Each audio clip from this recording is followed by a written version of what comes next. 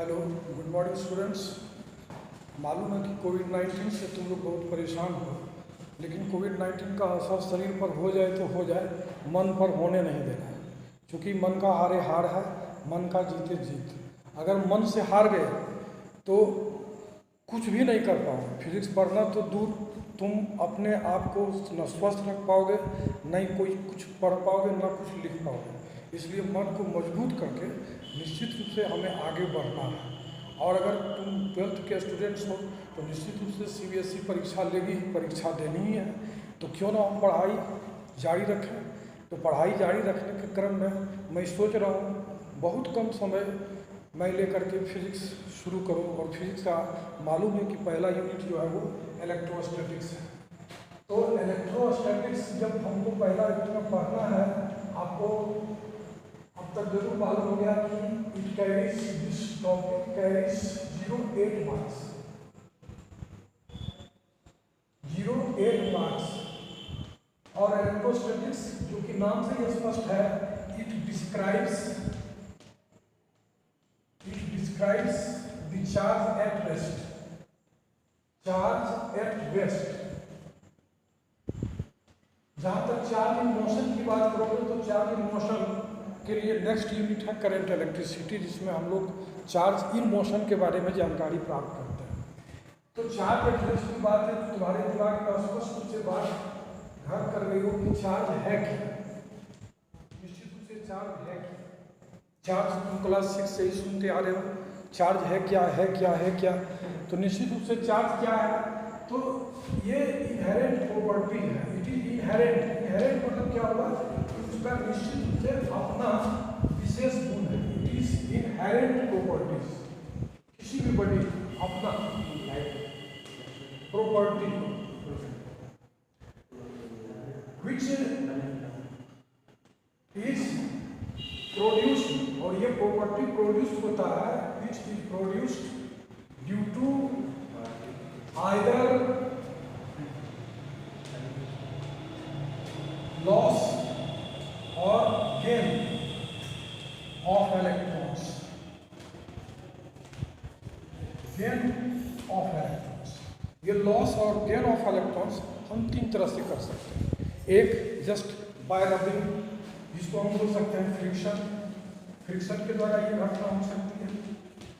दूसरा लॉस और गेन हम लोग कंडक्शन के माध्यम से कर सकते हैं। तीसरा हम इंडक्शन के माध्यम से कर सकते हैं।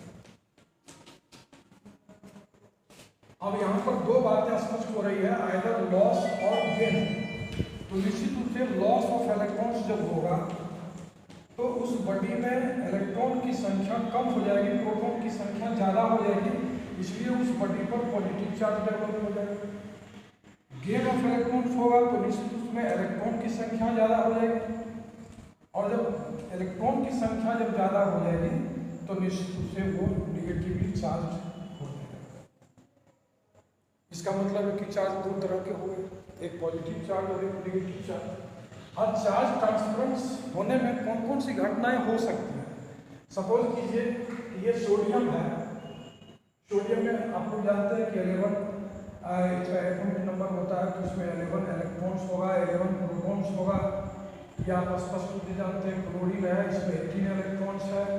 तो निश्चित रूप से इसमें 18 एटॉमिक नंबर है, तो 18 इलेक्ट्रॉन्स 18 प्रोटॉन्स होंगे। अगर इसका हम स्ट्रक्चर देखेंगे, इलेक्ट्रॉनिक कॉन्फ़िगरेशन 281 287, निश्चित रूप से ये इलेक्ट्रॉन इसको देगा, उधर नहीं जाना है, ये इलेक्ट्रॉन कर देगा।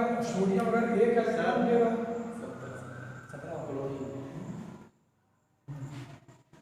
17 इलेक्ट्रॉन्स, सॉरी 287 यहाँ ठीक लिखा गया इलेक्ट्रॉनिक कॉन्फ़िगरेशन। तो निश्चित रूप से जब सोडियम एक इलेक्ट्रॉन देगा तो इस पर पॉजिटिव चार्ज, क्लोरीन एक इलेक्ट्रॉन देगा तो इस पर नेगेटिव चार्ज होगा। अब यहाँ पर जैसे ही ये चार्ज इसको देगा इलेक्ट्रॉन के रूप में, तो निश्चित रूप से इसका मास क्या होगा, घट जाएगा। यानी पॉजिटिवली चार्ज बॉडी का मास क्या होता है, घट जाता है। निगेटिवली चार्ज बॉडी का मास क्या होता है, बढ़ जाता है। कितना मास बढ़ेगा, तो इलेक्ट्रॉन का जितना मास होता है 9.1 × 10⁻³ kg। तो ये तो इलेक्ट्रॉन के ट्रांसफेरेंस से चार्ज प्रोड्यूस होने की घटना हुई। अब हम सीधे बात करें बेसिक प्रॉपर्टी इसका क्या है, बेसिक प्रॉपर्टी ऑफ चार्ज। तो बेसिक प्रॉपर्टी ऑफ चार्ज की जहाँ तक बात की है, आप पिछले क्लासेस में पढ़े हैं कि निश्चित रूप से अनलाइक चार्जेस जो होता है वो क्या करता है, अट्रैक्ट करता है। Unlike charges attract each other. ठीक उसी तरह से अगर हम जानेंगे तो like charges repel each other, like charges repel each other, common side each other. तो like charges attract, like charges repel each other. और कोई भी दो चार्जेस जिस फोर्स से अट्रैक्ट और रिपेल करेगा उसको हम लोग बोलते हैं इलेक्ट्रोस्टैटिक फोर्स। उसको हम क्या बोलते हैं, इलेक्ट्रोस्टैटिक फोर्स उसको बोलते हैं। जिस फोर्स से कोई दो चार्जेस एक दूसरे को अट्रैक्ट या रिपेल करेगा उसको हम बोलते हैं इलेक्ट्रोस्टैटिक फोर्स। तो this is the property, basic properties. Next property अगर हम जाने तो निश्चित रूप से charge is quantized, charge is quantized. फिर इसके नेक्स्ट प्रॉपर्टी अगर हम जाने तो निश्चित रूप से चार्ज इज, अब क्वांटाइज्ड की चर्चा अगर हम किए, यहाँ पर क्वेश्चन पूछता है what do you mean by quantization of charge. तो क्वांटाइजेशन ऑफ चार्ज मीन्स अगर कोई बॉडी है, अगर इलेक्ट्रॉन दे करके वह पॉजिटिव चार्ज होता है बी को दे करके, तो एक इलेक्ट्रॉन देने पर इस पर चार्ज प्लस ई, इस पर चार्ज माइनस ई। अगर दो इलेक्ट्रॉन देगा तो इस पर चार्ज प्लस 2e, इस पर चार्ज माइनस 2e। अगर ये 3 इलेक्ट्रॉन्स ट्रांसफर करेगा तो इस पर चार्ज प्लस 3, इस पर माइनस 3। ठीक इसी तरह से n इलेक्ट्रॉन अगर ये ट्रांसफर करेगा तो इस पर प्लस n, इस पर माइनस n। इसका मतलब है कि किसी भी बॉडी पर चार्ज जो होगा वह इंटीग्रल मल्टीपल होगा किसका, चार्ज ऑन एन इलेक्ट्रॉन का।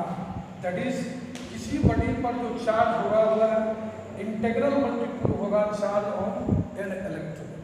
अगर एन इलेक्ट्रॉन्स का ट्रांसफरेंस हुआ है तो Q is equal to n into h। की चार्ज दो तरह के होते हैं, इसलिए यहाँ पर Q उसका प्लस माइनस n ही हम लिख देते हैं।